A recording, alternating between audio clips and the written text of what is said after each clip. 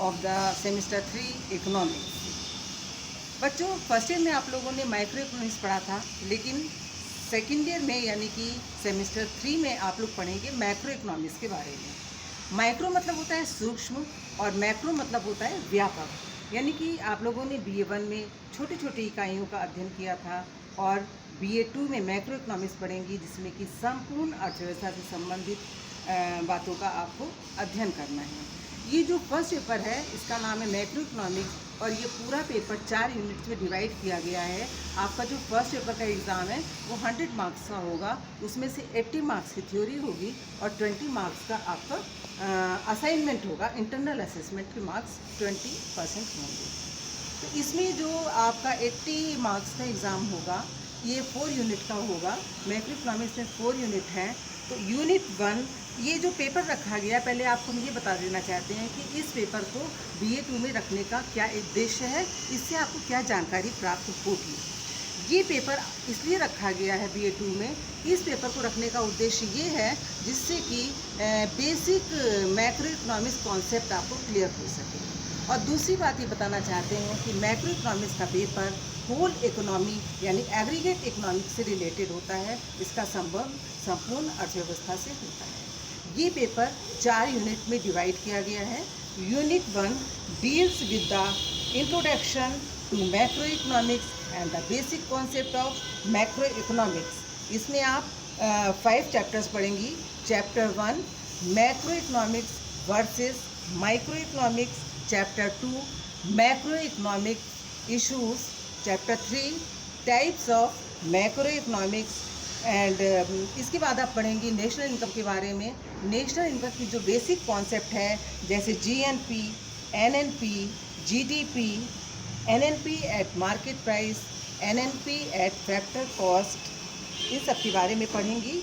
इसके बाद आप पढ़ेंगी personal income and disposable income क्या होती है। लास्ट में आपको इस यूनिट में पढ़ना है components of saving and capital formation.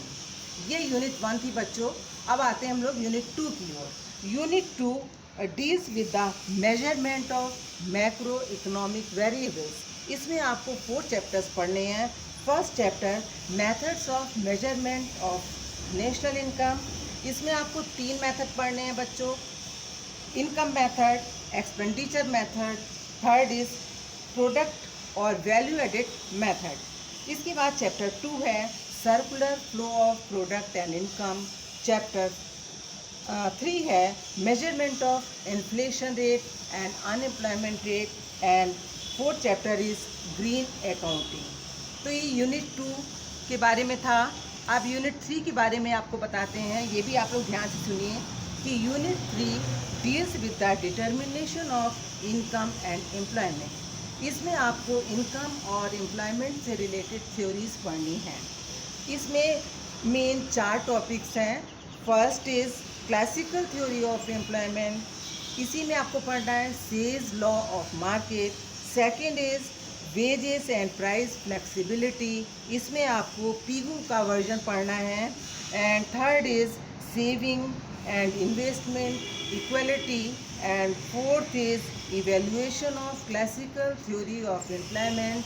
And last में इस यूनिट पे पढ़ना है आपको जो कि मोस्ट इम्पॉर्टेंट है कीन्सियन थ्योरी ऑफ एम्प्लॉयमेंट। ये 3 यूनिट हो गई।